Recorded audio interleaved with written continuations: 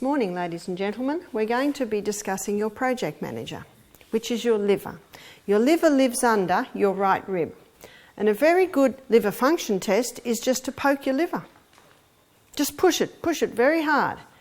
And if it's not happy, what will it say to you? Don't. Don't. If you want to know what it should look like, push the other side.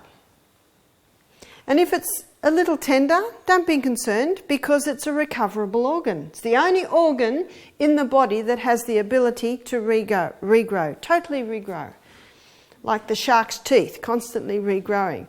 When they do a liver transplant, they can actually just do a part of the liver because the liver will grow.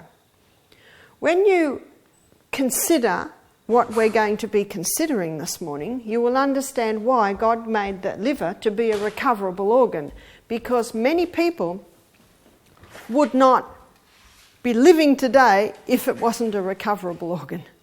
Being a recoverable organ, it is able to regenerate and it is able to regrow. So let's have a look at the liver, because as I said yesterday, if the project manager is happy, the job site is running well. And by the way, cancer cannot get a hold on the body if the liver is running well. So very important to understand the liver. To understand what your liver is doing today, we need to go way back to that time when you ate solid food. Do you remember it? A few days ago. We're going to feed you again tomorrow. We need to have a look at what your liver does with the food that you eat, because every single thing that goes into your body goes through your liver. Everything that's coming out of your body goes through the liver first and under the jurisdiction of the liver. And that's what we're going to be having a look at today, after we have a look at what happens when food goes in.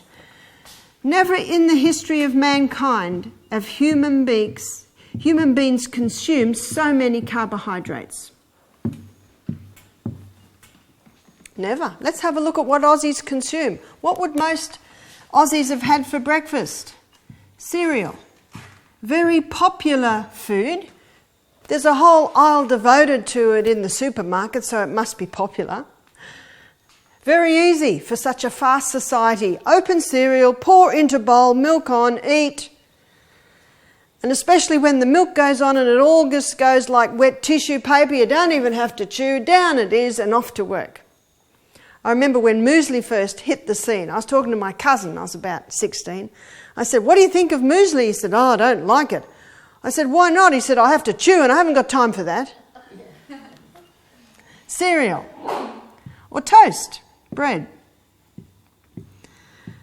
Tell you what, in every corner shop you'll find bread, won't you? Mid-morning, cakes, biscuits. I trained as a psychiatric nurse. Nurses are some of the unhealthiest people. Not all nurses, but a lot are. I would wake at 5 to 7. I've got to be on duty at 7. Running down the nurse's home stairs, doing my buttons up, in the ward just on the dot of 7. Hadn't drunk water. Nothing to eat. What would we nurses do in our coffee break mid-morning? Whole packet of Arnott's assorted biscuits dunking in cups of tea and coffee. Big cakes, biscuits, consumers. And have you noticed the size of most nurses? They're big. And we'll show you why in a minute. Pasta. I didn't know what pasta was as a child. I'm a 5th generation Australian. We didn't even know what pasta was. We had sausages, mashed potato, peas or beans every night of the week, except for Sunday. Roast. Rice. I didn't know what rice was till I was about 15 and a new product came on the market called Rice-a-Riso. Mum brought it home. We started to have rice. Pizza. I don't think Aussies knew what pizza was 30 years ago, but it's a popular food now. Pie. Well, the pies have always been around. There's even a song about it, isn't it? Meat pies, kangaroos and Holden cars. I'm married to an Irishman. What must every meal contain? Well, every main meal. Potatoes. And last and definitely least on the list is the pure crystallised acid that's been extracted from the sugarcane plant. Why do I say least? Because there's no such thing as nourishment in that food. I'm sorry, it's not a food, it is a drug. Would you agree with me that Aussies are high carbohydrate consumers? Yes. All of these foods come under the carbohydrate list, and when they break down in the gastrointestinal tract, they break down to glucose. Glucose is a single structure, and it's only as a single structure that it can be absorbed into your blood. Do you know that you have a hollow tube in your body? It's your gastrointestinal tract, and everything that goes in there is not part of you until it gets absorbed into the blood. Then it becomes part of you.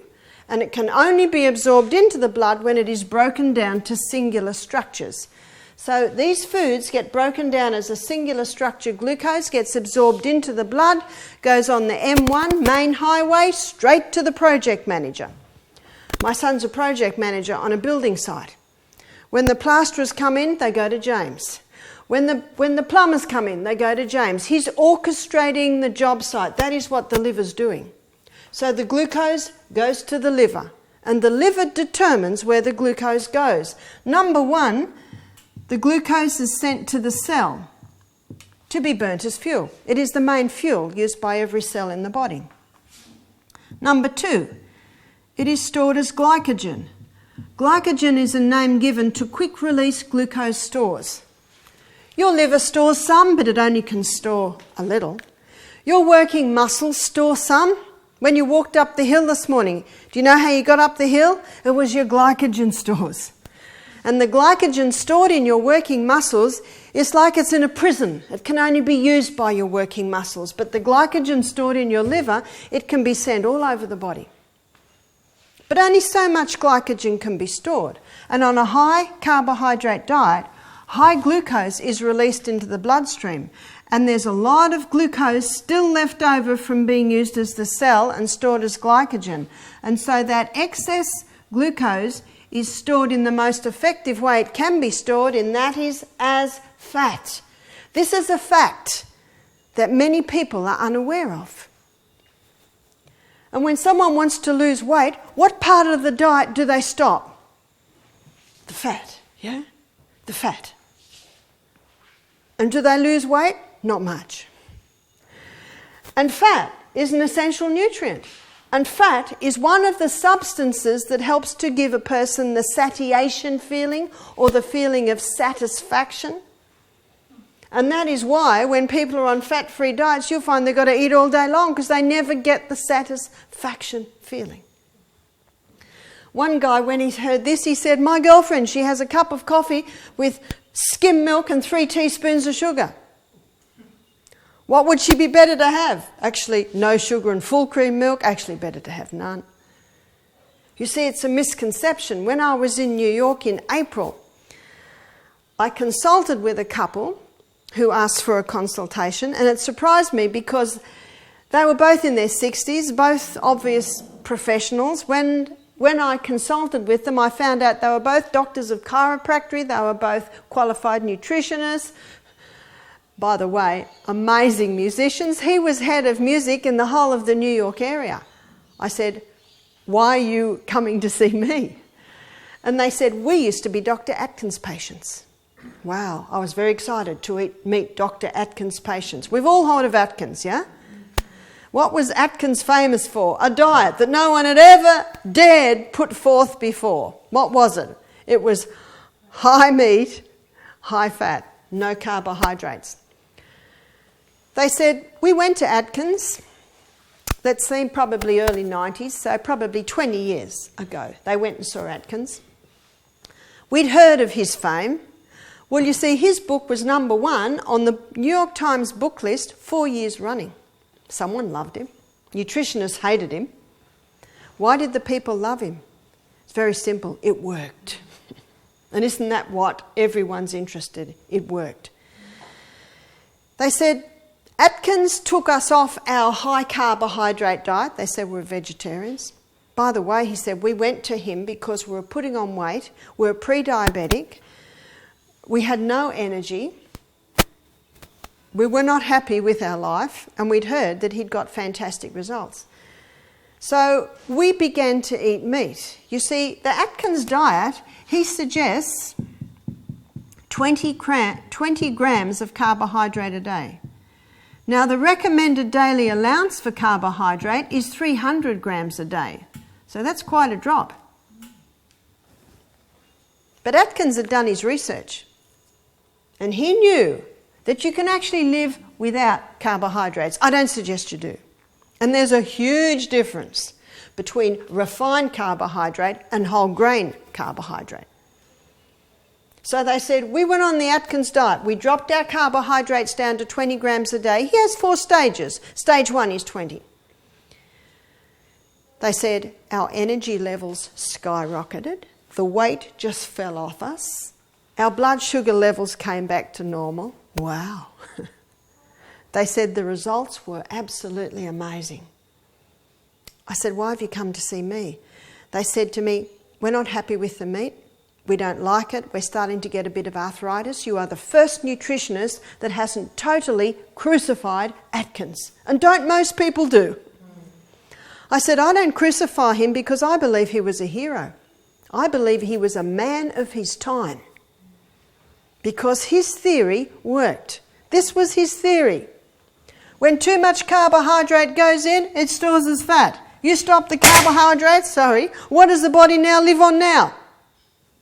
Fat. You don't have to be a rocket scientist to work that one out, do you? His story is interesting. He didn't experiment on himself because he was a bit overweight, sluggish. He stopped his carbohydrates. What did he eat? He chose a food that had no carbohydrates. Meats. Chicken, fish, all your red meats. Dairy products, very low in carbohydrates. Then he chose a food that is very low, which is vegetables, with the exclusion of the potato. The weight just fell off him. His energy levels were great. That's why he started to put his patients on, and that's why, and the results he saw in his patients amazed him. His diabetics were coming off their insulin. Wow. You see, a high carbohydrate diet releasing high glucose, it puts a huge strain on the pancreas because here's pancreas under your left rib. Pancreas has a high demand of insulin when high glucose comes into the blood. So when someone's on this high carbohydrate diet, the pancreas is just about getting screamed at all day long. More insulin, more insulin, more insulin. How would you feel if you were yelled at like that all day? You get to the stage where you'd say, I'm not coming to work anymore. And that's what pancreas does. 400 diabetics diagnosed daily in Australia. And what are Aussies eating? Tell you, the amount of sugar that Aussies are eating now is almost quadrupled to what it was 50 years ago. When I was a little girl and Mum asked me to go down the street and get a bag of apples, she'd give me a penny and I'd buy a cobber. And a cobber was like a caramel thing with chocolate around it. I got about 2 a week. And I got a fizzy drink once a year at the Apex Christmas party. What are kids getting today? What I just described in the first 2 hours of the day. And if my generation, I'm a baby boomer in my 50s, if my generation is coming up with 400 new diabetics diagnosed daily in Australia. By the way, I think when you were here last time, Di, I was saying 300. It's a bit scary. What will it be in a year or two? 500, 600? Doesn't seem to be slowing down because there's a lot of advertising around this guy. What do they say on the television? Sugar, a natural part of life. That's like saying heroin, a natural part of life. Huh? Nothing wrong with sugarcane. Nothing wrong with the poppy plant. It's the acid that's extracted. Atkins found his diabetics were coming off their medication. Their pancreases were getting a break and they were starting to revive. One lady said, my pancreas is dead. I said, is it gangrene? Isn't that what dead is? If there's blood going through the pancreas, there's life going through the pancreas and it can revive. We had a young man, type 1 diabetic, 22 years of age, been on insulin since he was 7, do our program. At the end of the week, he'd reduced his insulin by 3/4. Wow, we weren't giving him bags of lollies every day. When the guy who discovered insulin found out what medicine was doing with it, he was horrified. Because insulin basically allows people to keep eating this. But people die from diabetes. It's not a cure. And he knew it wasn't a cure.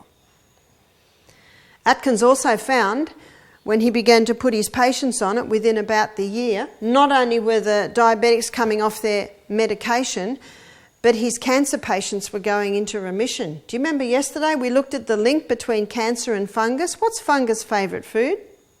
Sugar, glucose. And it's neck to neck with heart disease today as number one killer in Australia on this high carbohydrate diet, giving cancer the fuel it loves. On the Atkins diet, down to 20 grams of carbohydrates a day, his cancer patients were going into remission. Wow. His patients with high cholesterol levels were coming back to normal. Your liver makes cholesterol, and your liver will make as much cholesterol as your body asks it to make. You see that? And have you heard that LDL is the bad one? Low density lipoprotein? You know what low density lipoprotein is? It's the rebuilder and the repairer. That's what it does in the body. So where are you going to find it? You're going to find it wherever there's damage. A smoker's arteries, their artery wall gets very thin. And when that wall gets very thin, it's very easy for a hole to develop. And so who do you think is sent to plug it up? The rebuilder and the repairer. The rebuilder and the repairer comes along and plugs the hole up. Now what's supposed to happen then is high nourishment coming into the body gives the body the tools to repair the hole. And then HDL comes along once the hole is repaired and helps to take LDL away and out of the body. But what's happening is the smoking's not stopping, the nourishment's not coming in, so what happens to LDL basically has to stay there to keep that hole plugged up. And it keeps happening. It's called atherosclerosis, arteriosclerosis. You see that? To say that LDL's the problem is like saying the Band-Aid's the problem that you just put on your sore. You just put it there because you've got a sore. The body doesn't make bad things. If they're out of balance, if they're too high, too low, one has to ask why. What Atkins found, that when someone's on a high carbohydrate diet consuming high glucose, the pancreas is releasing high insulin, and when high insulin keeps being released, it triggers an enzyme in the liver to make more cholesterol. Wow. So it's not the butter on the bread, it's the bread under the butter.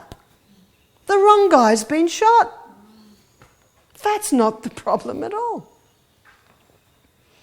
And what most people get put on when they have too high cholesterol? Lipitor. Well, you can buy a book called The Human Cost of Lipitor. Because what Lipitor does, what the statin drugs do, they inhibit the biochemical pathway in the liver that the liver uses to make cholesterol, so it doesn't make so much. But that same pathway is the pathway that the liver uses to make coenzyme Q10. And coenzyme Q10 is your heart protective enzyme. Wow. I've got a book in the bookshelf. You might like to look at it. It's only a little, won't take long to read. It's by Dr. Peter Dingle. It's called The Great Cholesterol Deception. At the back of the book, there are a whole lot of books you can get. The Great Cholesterol Con, The Great Cholesterol Lie. By the way, that one was written by a cardiovascular surgeon who's performed 5,000 bypasses. And he's written a book, The Great Cholesterol Lie. You can even log into a website for the website for cholesterol skeptics. There's another one that says, who will tell the people it's not cholesterol? Wow. 2 pages of books you can get on the subject. Cholesterol is not the problem. One has to ask why if the cholesterol levels are high. Atkins found on his dietary program, where the people are eating cream, butter, cheese, eggs, meat, their cholesterol levels went down. Whew. He found his patients with high triglyceride levels came down. He was so excited about this, he went into the medical journals to see if there was research to prove what he was finding, and there was. In fact, in the 1980s, there was research that proved that dietary cholesterol in the food, had little or no effect on blood cholesterol levels. Atkins found, and this, you might find this interesting, he found that fibre was an essential nutrient. These are the 3 essentials.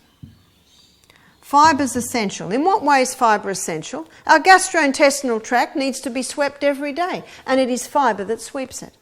Our gastrointestinal tract doesn't work without the movement. If the sewage system slows down, the whole body gets poisoned. But it is in the fibre part of the food, in your whole grain pastas, whole grain rices, breads, grains, that's where most of your B vitamins are. Once you throw the fibre away, you've thrown a lot of the essential vitamins. Atkins also found that protein is an essential nutrient. In what way is protein essential? The membrane around every cell in your body is 50% protein. Do you remember yesterday I talked about the double helix strand of the DNA, the crossword bands are amino acids. What are amino acids? Let me show you. This is protein. This is what protein looks like under a microscope. In your gastrointestinal tract, enzymes break that protein down to peptides and polypeptides. And then those peptides and polypeptides come down into your small intestine. And enzymes from your pancreas break them down into amino acids. Only as amino acids can they be then absorbed out of your hollow tube and into your blood and become part of your body. So basically, protein is made up of amino acids. I found it interesting when I read of Florence Nightingale that when she had very sick, weak patients, she would give them raw milk or beef tea. What do raw milk or beef tea contain? Both contain protein in a very simple, usable form. Your body cannot heal without protein. On a low protein diet, the body cannot heal. I've had some very sick people come to our health retreat who've been on raw food or fasting for a couple of years. They haven't had enough protein to heal. So you know what I do? I blast them with protein. My son James, he's got arms like my thighs, and he does bodybuilding and he does it only with natural food. And he actually trains quite a few people. And James is like me, very hard to put on weight. He's worked very hard at these muscles here. What does he eat a lot of? Protein. Every single meal has the protein. You cannot build without the protein. Atkins also found that fat is an essential nutrient. You know what that means? We cannot function properly without it. And the membrane around every cell in the body is 50% protein, 50% fat. The membrane around the nucleus, the membrane around the ribosome, the membrane around the little mitochondria, all these little functions inside every cell in the body is 50% protein, 50% fat. Does that make it pretty essential? It does. We need to be greased and oiled. And every lady that comes here on a fat-free diet, she's got a whole bag full of moisturisers, because what's happening to her skin? It's just drying out.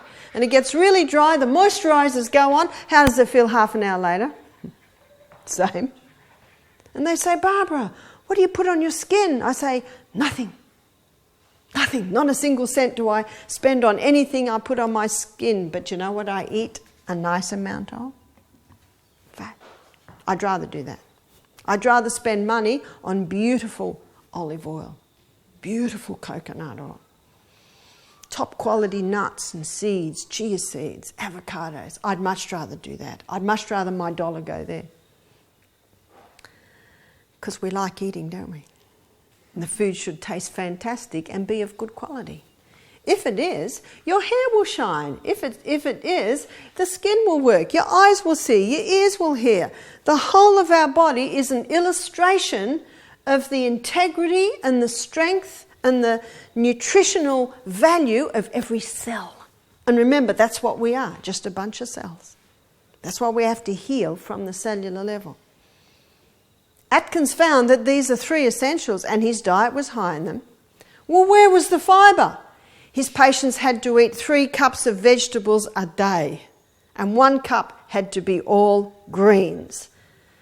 And on Thursday, we're going to look at the acid-alkaline balance, and you'll see the most alkaline food is your greens.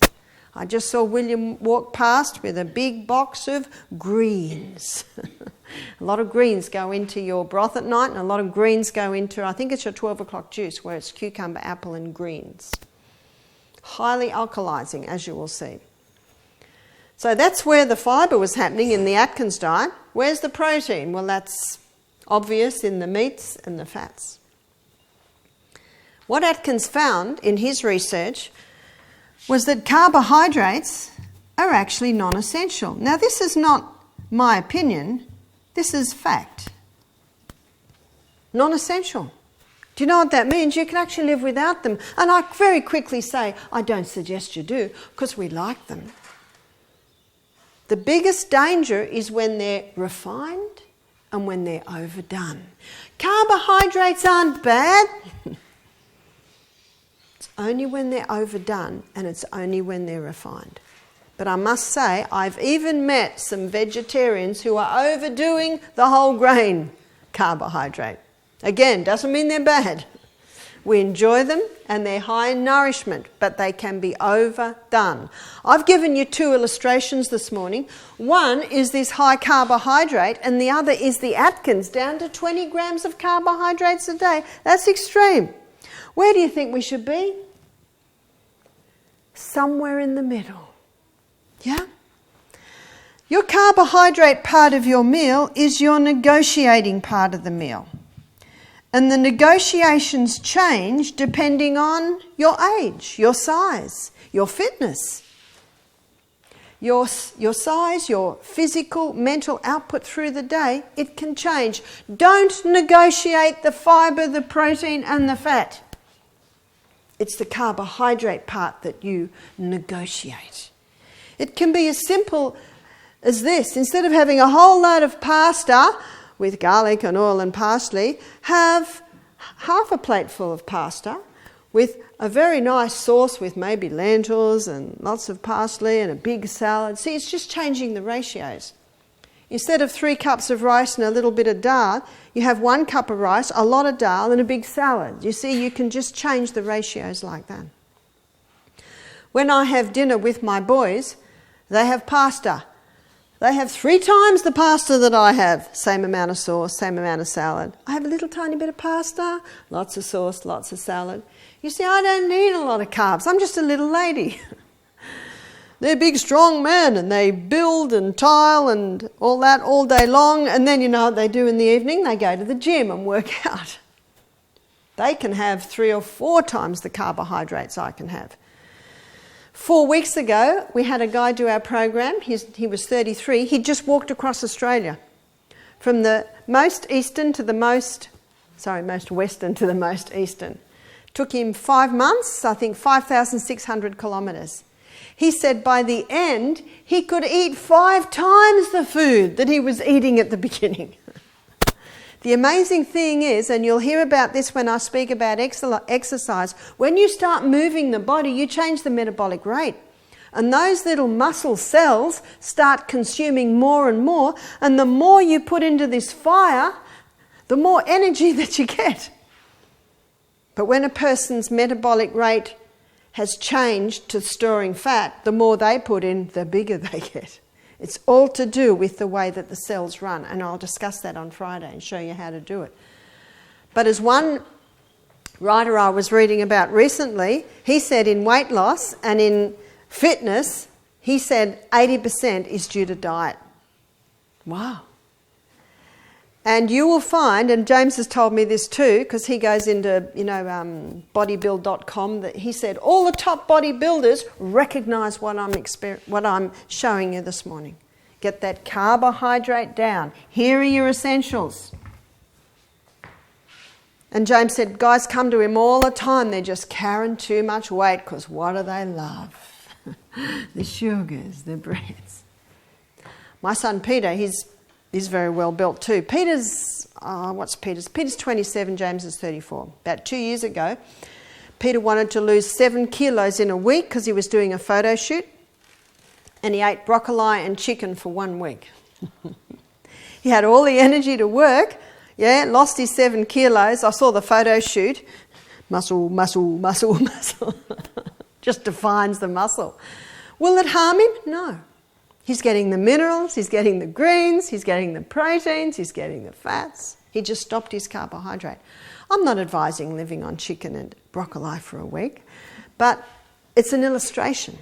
It's an illustration to show you where the role of carbohydrate stands in society today, and it explains why on this high carbohydrate diet Aussies are so overweight, they are so sick, there are so many diabetics, and there are so many people that are suffering from cancer. It's not working.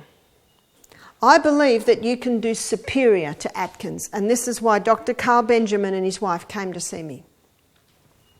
They were so excited about what they heard because they knew Atkins. They said he was a very gracious man.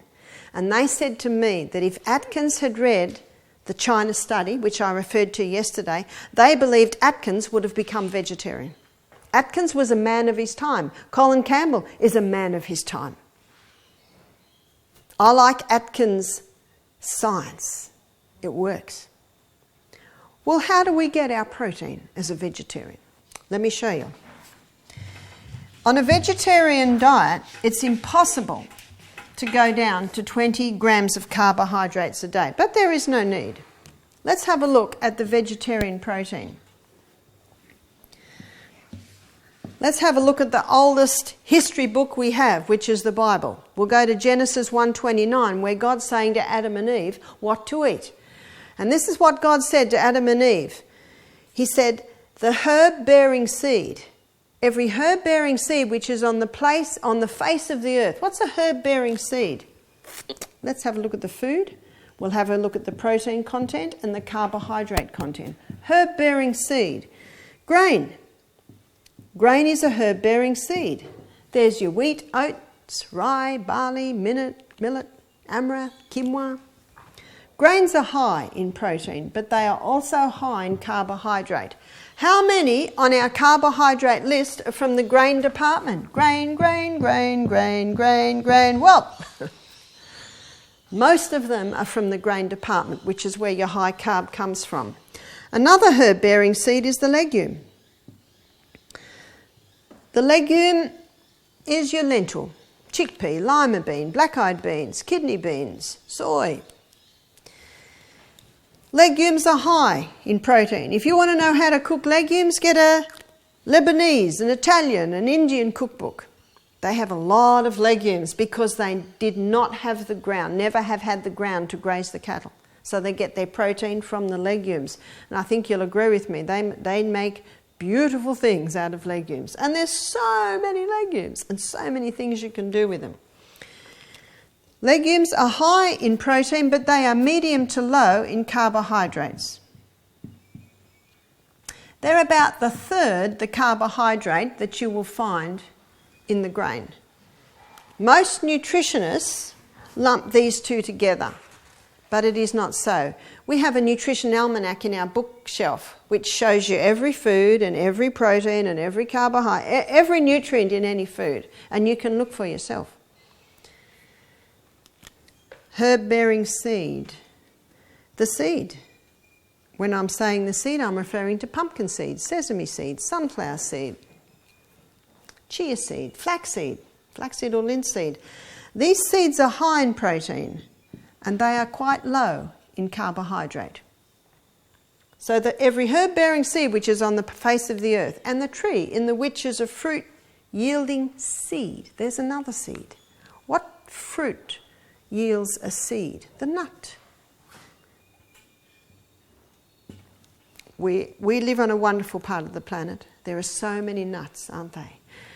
And we're the only country in the world that can afford to eat macadamia nut. Get rid of the peanut butter, start the macadamia butter. Beautiful. So macadamia, cashew, almond, Brazil, hazelnut, pecan, walnut, so many nuts. Nuts are high in protein, and they are low in carbohydrate.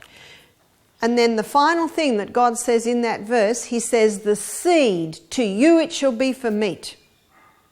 Interesting. The seed, to you it shall be for meat. What does it mean by meat? The main substance of our food.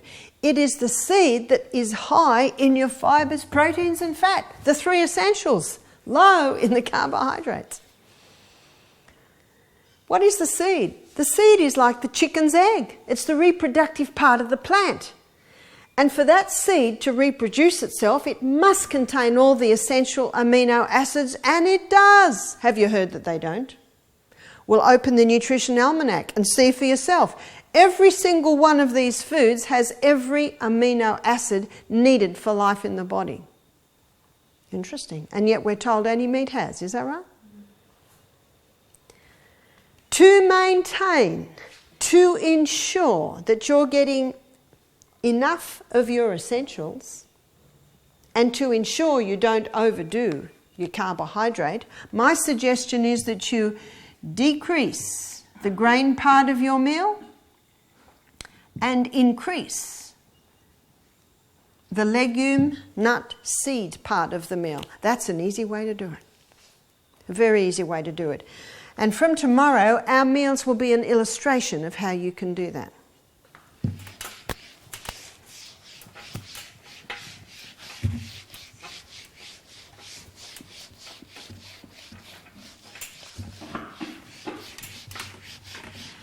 So what's your body doing today? Now that we have established the importance of the liver, we've looked at how the liver deals with the food that you're eating. What's your liver doing today? And what is today? It is the second day of your detox program. We are not giving you enough glucose to run on, and so some of your fat stores are getting broken down to release some excess glucose. But as those fat stores get broken down, they're releasing something a little bit more sinister. They're releasing the fat-soluble toxins that have been building up in our bodies over many years. Environmental poisons, we are subjected to all of them. Every time I fly a plane, I'm subjected to them. Every time you're in the city. The good news is, we've been given a liver that can deal with them, and I'm going to show you how it deals with them.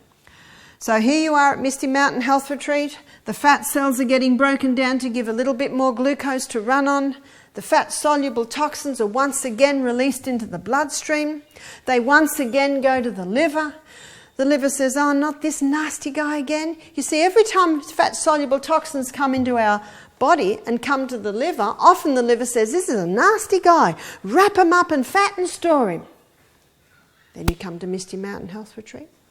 As the fat stores get released to release the glucose, also this fat-soluble toxin's released.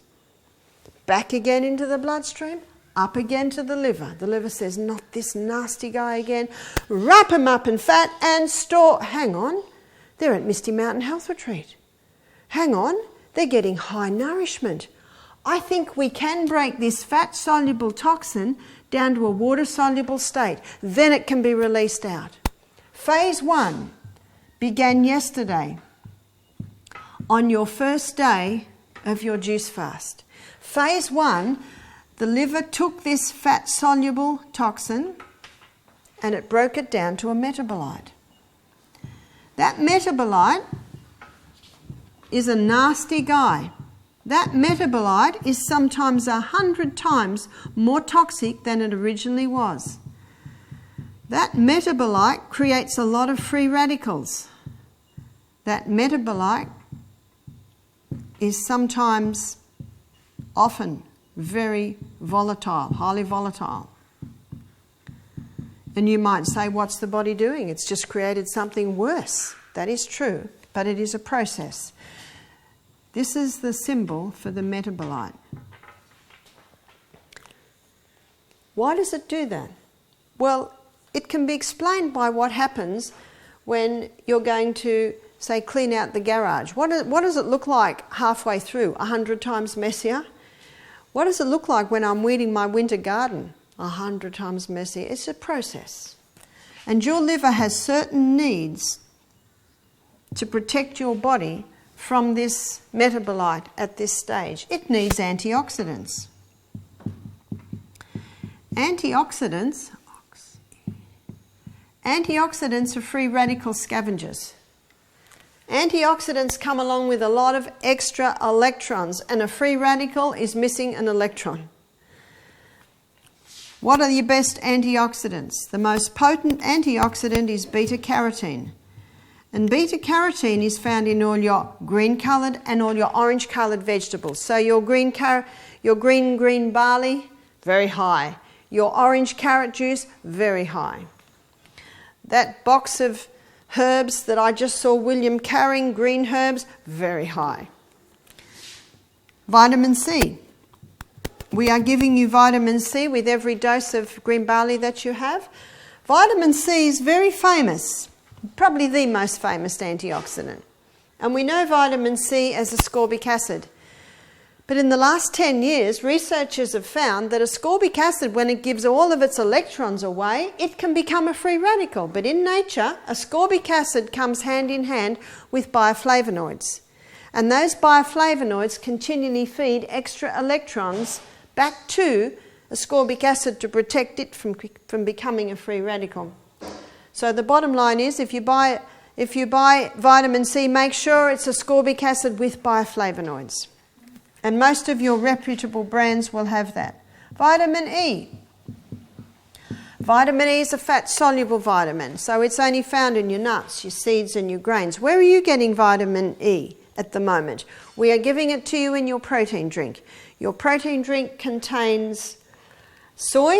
Soy is very high in vitamin E. Your protein drink also contains coconut cream, which also has a little vitamin E in it. Stage 1 also requires minerals and vitamin Bs. I put them sideways because they are not antioxidants, so to speak, but they are also required at this stage, which we are giving you. Within 36 hours of starting a detox program, phase 2 kicks in. Phase 2 began in your bodies this morning. Phase 2, the liver took this highly volatile, free radical creating metabolite and joined it together with amino acids. The union of this highly toxic metabolite and the amino acids, the union together creates the water-soluble state. And it's the water-soluble state we've all been waiting for, because it's as a water-soluble state it can be easily released out of your body. And here's the little symbol for the water-soluble state. Wave in a box. Phase 3. Phase 3 happens in conjunction with phase 2. Phase 3, the liver takes this water-soluble state and it releases back into the bloodstream, where it can be easily urinated out, sweated out. Your most important steam bath is tonight, because you will have more of these water-soluble metabolites being released out of your body today, because this morning your body went into phase 2 of the liver detox. That explains why at 8 o'clock this morning we gave you a protein drink. We'll be giving you 3 protein drinks today to help your body cope with these highly volatile metabolites that are being released today.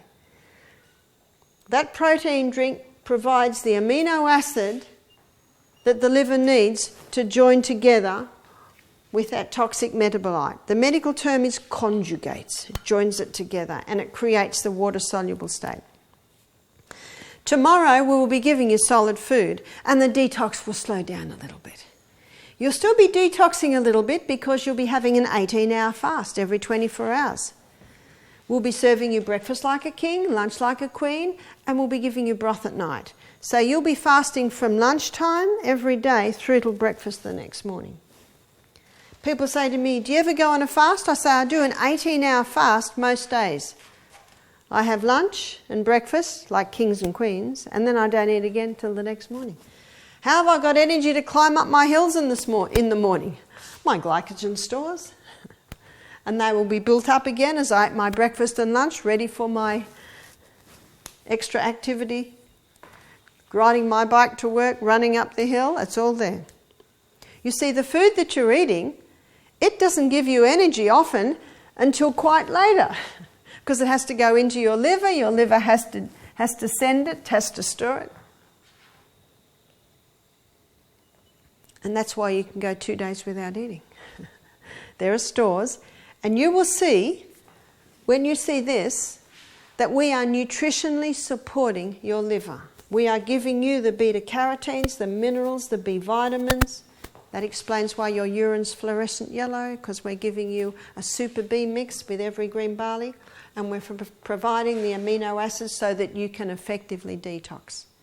We need more protein today than any generation that has ever lived, because we are dealing with more fat-soluble toxins than any generation that has ever lived on planet Earth.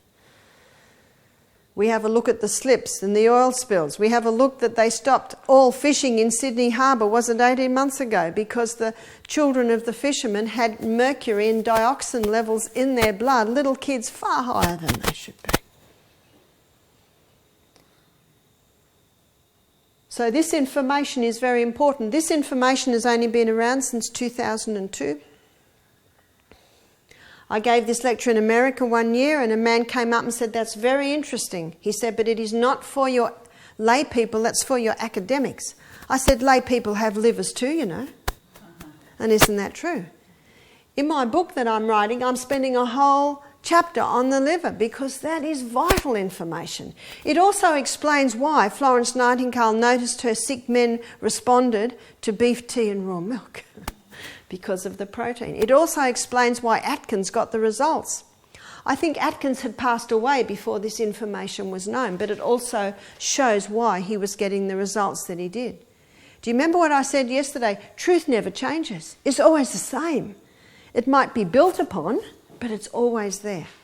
And he was a man of his time. But I believe you can do superior to the Atkins diet by doing a vegetarian version. By the way, if someone wanted to lose weight, what would they drastically drop? The carbohydrates. If someone wanted to put on weight, what would they increase? Not the carbs. Because I don't know anyone that wants to put that on. I find on this diet, which is high fibre, substantial protein, sufficient fat, underweight, put it on. Overweight, lose it. Right weight, stay the same. So it's a balancing diet. I had 2 people come here. The man was 46 kilos. The lady was 36 kilos. They were gorging themselves on carbohydrates to try and put on weight. They said, "Please don't put us on a 2-day fast." I said, "I got to." Your stomach is so overworked, you're not absorbing any of your nutrients. I said to them, "I'll give you protein every meal. I'll give you a protein drink every juice." Atkins proved that if you're having sufficient protein, you will never lose muscle. No one wants to lose that. I gave them protein every juice. Their stomachs got a rest. They actually had put on weight by the end of the program. Sometimes overweight and underweight people have the same problem. Digestion's not working well. And oh, how the stomach loves a couple of days break. Our helicopter driver over at our other property at 5 Day Creek, he used to bring people in, especially interstate guests that used to fly to Coffs, and then he would fly them in. And then he'd come and pick them up at the end of the week. He said, "I don't know what you do to those people in there," but he said, "The people I pick up are different to the people I drop off." He and his wife booked in. They wanted to know what was happening in here. "What's happened? You've had a break."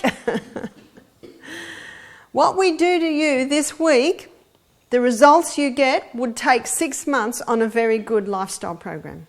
That's a bargain, isn't it? We just high speed and zoom everything up. When you give the body the right conditions, it responds. It desperately desires to heal you. It desperately desires to balance you and have you living life as its best. That's the good news. All we've got to do is work with it. I'm going to give everyone a break now. Please have a 5-minute break, and when you come back, we're going to have a look at the wonders of those little chemical messengers called hormones.